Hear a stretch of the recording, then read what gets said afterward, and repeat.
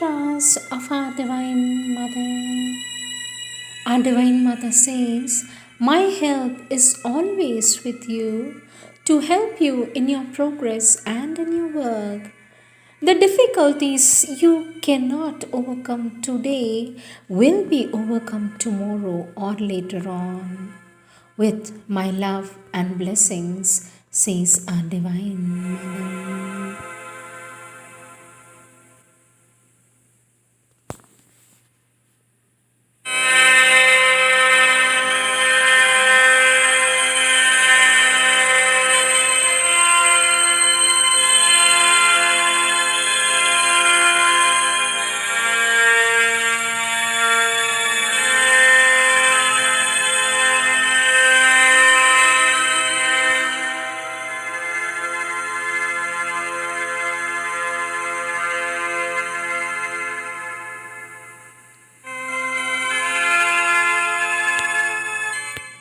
Words of our Divine Mother, taken from the collective works of our Divine Mother, question and answers of 1956. Our Divine Mother is taking a class in the playground, date 4th Jan 1956, and there is a quote taken from Sri Aurobindo's The Synthesis of Yoga, page 76, and then the child says, "Sweet Mother, if we were to attempt an integral yoga, it will be as well to start with an idea of the divine that is itself integral. There should be an aspiration in the heart wide enough for a realization without any narrow limits. Not only should we avoid a sectarian religious outlook, but also all one sided philosophical conceptions which try to shut the ineffable in a restricting mental formula. Sweet Mother, what does Sri Aurobindo mean by an integral idea of the divine? For this, our Divine Mother says, everyone forms an idea of the divine for himself according to his personal tastes, his possibilities of understanding, his mental preferences, and even his desires. People form the idea of the divine they want, the divine they wish to meet, and so naturally they limit their realization considerably. But if we can come to understand that the divine is all that we can conceive of and infinitely more, we begin to progress towards integrality. Our Divine Mother says integrality is an extremely difficult thing. Integrality is an extremely difficult thing for the human consciousness, which begins to be conscious only by limiting itself. But still, with a little effort for those who know how to play with the mental activities, it is possible to widen oneself sufficiently to approach something integral. Our Divine Mother says, you form an idea of the divine which suits your own nature and your own conception, don't you? So, if you want to get out of yourself a little and attempt to do a truly integral yoga, you must try to understand that the divine is not only what you think of or feel him to be, but also what others think and feel him to be. In addition, something that nobody can think and feel. So, if you understand this, you have taken the first step on the path of integrality.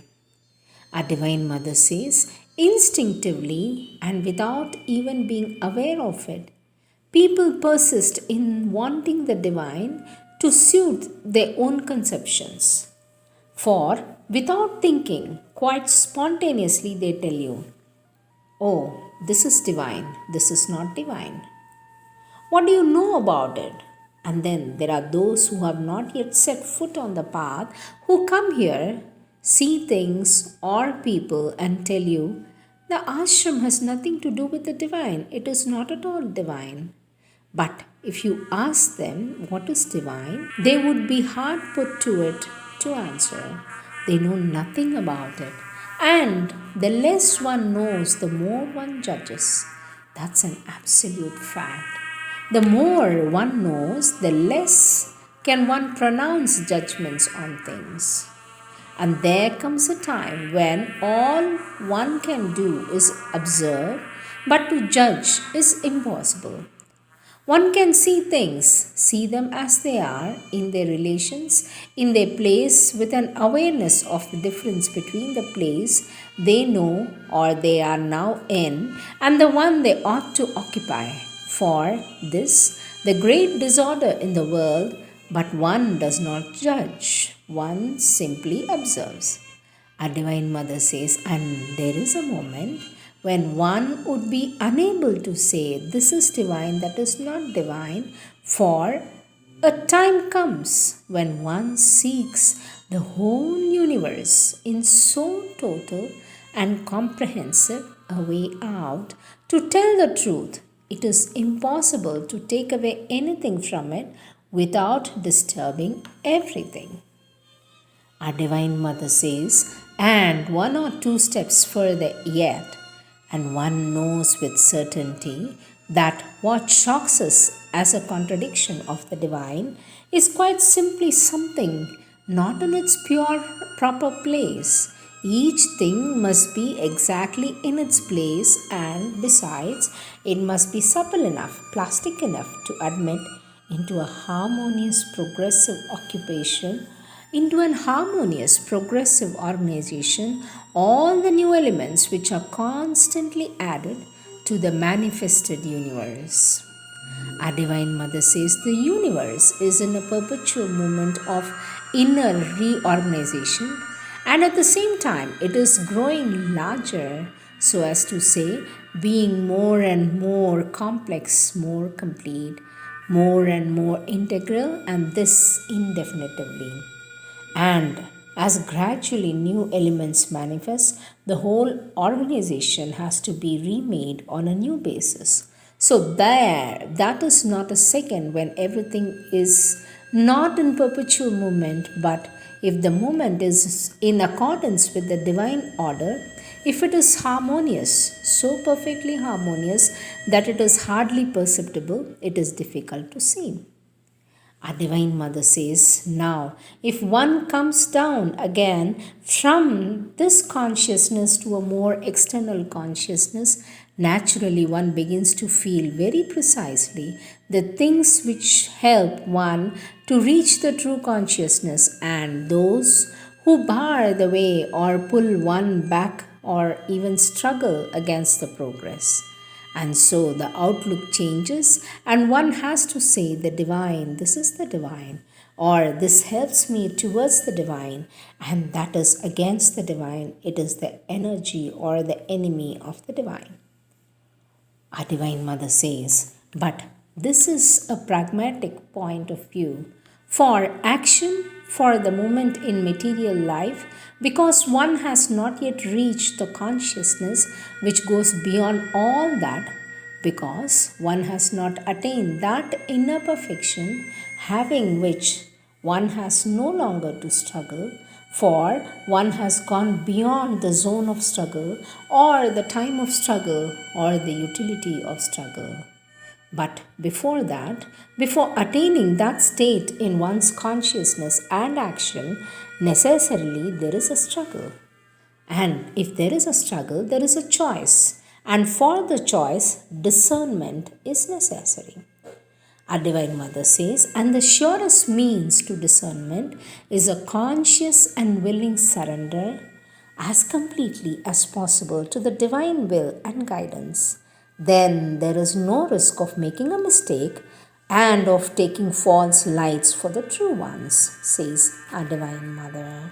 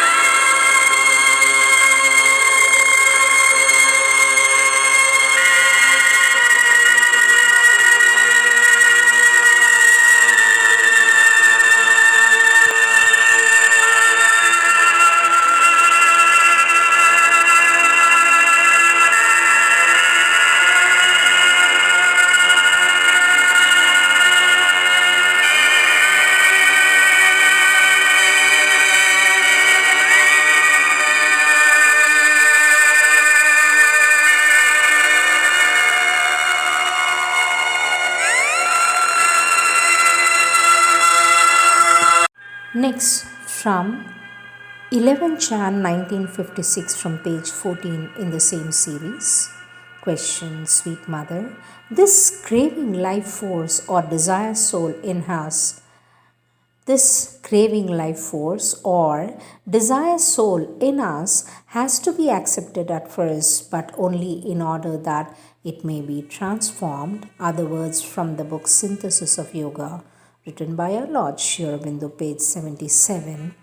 Question, but even when we understand that it is a desire and must be rejected, there are difficulties in discerning if it was a desire leading us to the divine or if it is purely a desire.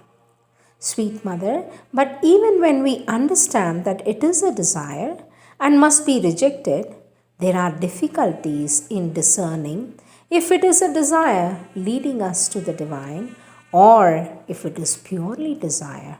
For this, our Divine Mother says, one deceives oneself when one wants to deceive oneself. It is very, very different.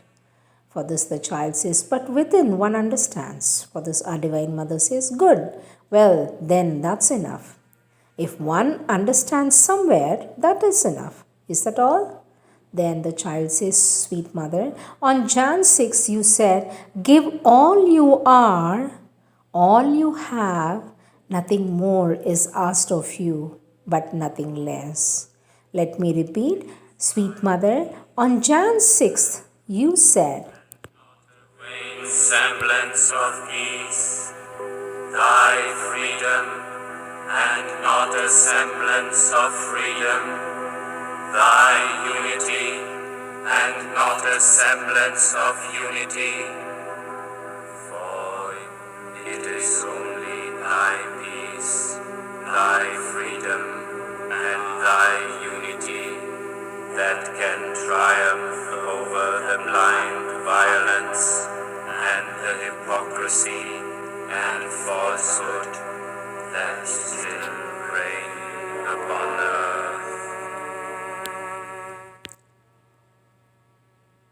question, sweet mother, on Jan 6th, you said, give all you are, all you have, nothing more is asked of you, but also nothing less. Let me repeat, our Divine Mother stated on 6th of Jan 1956, give all you are, all you have, nothing more is asked of you, but nothing less.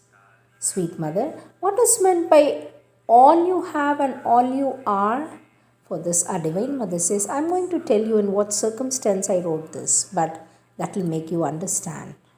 Our Divine Mother says, someone wrote to me saying that he was very unhappy for he longed to have wonderful capacities to be put at the disposal of the Divine for the realization, for the work, and that he also longed to have immense riches to be available or to be able to give them, to put them at the feet of the Divine for the work.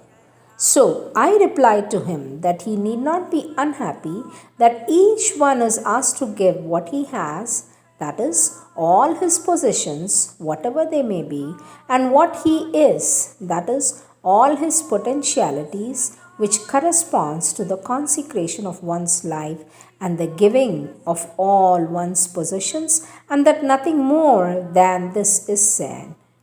Our Divine Mother says, what you are, give that. What you have, give that. Your gift will be perfect. From the spiritual point of view, it will be perfect. This does not depend upon the amount of wealth you have or the number of capacities in your nature. It depends upon the perfection of your gift, that is to say, on the totality of your gift. I remember having read in a book of Indian legends a story like this. There was a very poor old woman who had nothing, who was quite destitute, lived in a miserable little hut, who had been given a fruit. It was a mango. She had eaten half of it, kept the other half for the next day because it was something so marvelous that she did not often happen to get it, a mango.